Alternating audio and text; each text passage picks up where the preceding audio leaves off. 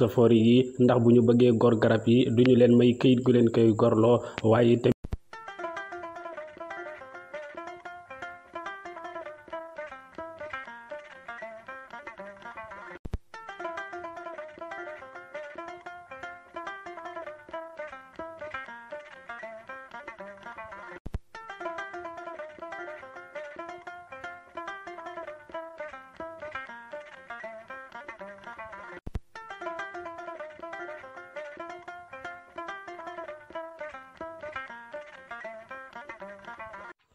askan wi yeewoo ci dëkk bi la di Tunjuma bokk ci commune bu Kay département bu Kaffrine bokk yi tamit ci région bu Kaffrine musiba mbàbb kuma la ñu yeewoo guy gu mag gi nekk ci digg dëkk bi moo daanu Moustapha Signane deuxième adjoint au maire bu commune bu Kay. kilomètre diggante ma Kaffrine toll ci ñetti kilomètre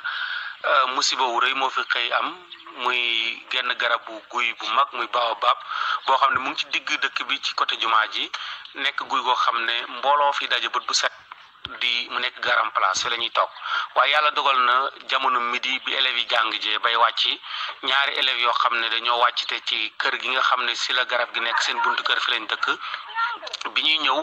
ba ronu guy gi si la guy gi fàq mu guy goo xam ne ay tonam bari na trop ndax guy gu mag a mag la.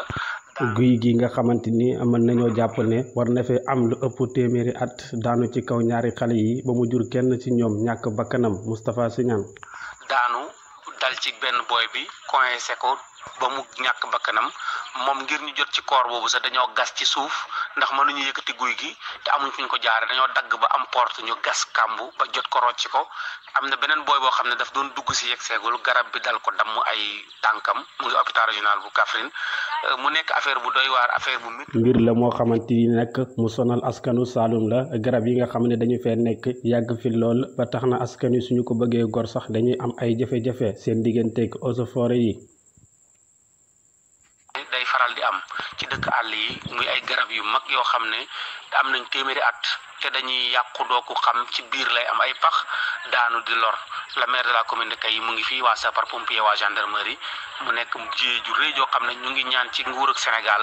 ci yenn garab yooyu nga xam ne tey population yi amuñ doole pour jëlee ko fi même buñ ko bëggoon a jëlee pour ñu am autorisation ñu jëlee ko fi sax day jafe seen diggante ak eaux et forêts ñu ngi ñaan nguur ak Sénégal mu def ci yomb ci yu mel noonu ñu mën leen fi jëlee ndax sinon day continuer def ay jiyee ci buntu nawet bi su yàlla ji di waaj a taw ay ngelaw day am ràññee nañ loolu. askan wi nag ñu ngi ñaawlu bu baax a baax li dox seen diggante ak eaux et forêts yi ndax bu ñu bëggee gor garab yi duñu leen may këyit gu leen koy gorloo waaye tamit rax si dolli di ko jox ñoo xamante ni fekk ñu baax ci gox bi Kaolack Ousseynou Top Sabax TV.